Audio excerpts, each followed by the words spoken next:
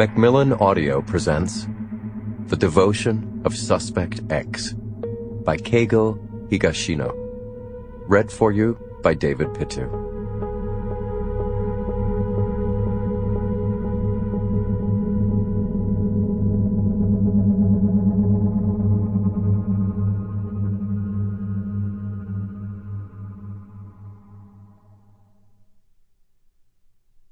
Chapter 1. At 7:35 a.m., Ishigami left his apartment as he did every weekday morning. Just before stepping out onto the street, he glanced at the mostly full bicycle lot, noting the absence of the green bicycle. Though it was already March, the wind was bitingly cold. He walked with his head down, burying his chin in his scarf. A short way to the south, about 20 yards, ran Shinoashi Road. From that intersection, the road ran east into the Edogawa district, west toward Nihonbashi. Just before Nihonbashi, it crossed the Sumida River at the Shinoashi Bridge. The quickest route from Ishigami's apartment to his workplace was due south. It was only a quarter-mile or so to Saicho Garden Park. He worked at the private high school just before the park. He was a teacher. He taught math.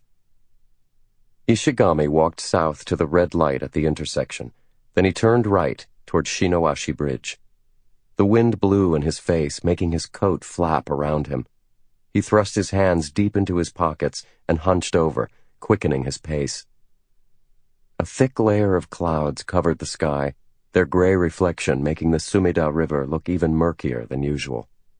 A small boat was making its way upstream. Ishigami noted its progress as he crossed the bridge. On the other side, he took a set of stairs that led from the foot of the bridge down to the Sumida.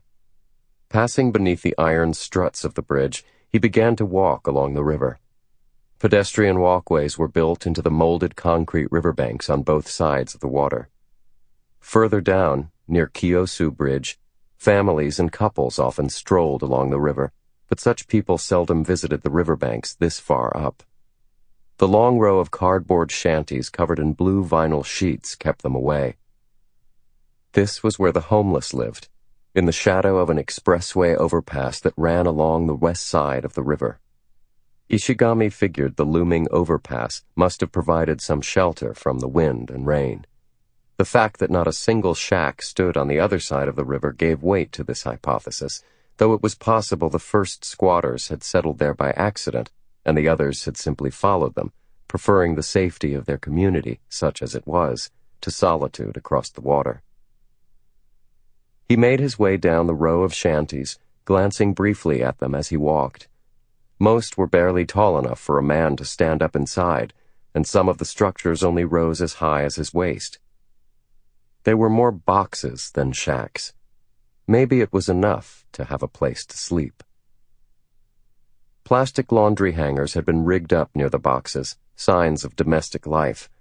A man was leaning up against the railing that ran between the walkway and the water, brushing his teeth. Ishigami had seen him around. He was past 60, and his grayish-white hair was bound in a long ponytail. He had probably given up on work. If it was physical labor he wanted, he wouldn't have been hanging around now.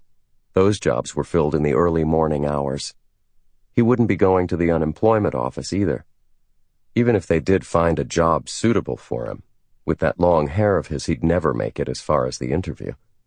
The chances of anyone wanting him for a job at his age were close to zero anyway.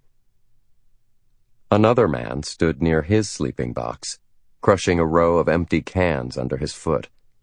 Ishigami had witnessed this scene several times before, and he had secretly named this fellow the Can Man. The Can Man looked to be around 50. He had good clothes and even a bicycle. Ishigami figured that his can collecting trips kept him more active and alert than the others. He lived at the edge of the community, deep under the bridge, which must have been a position of privilege.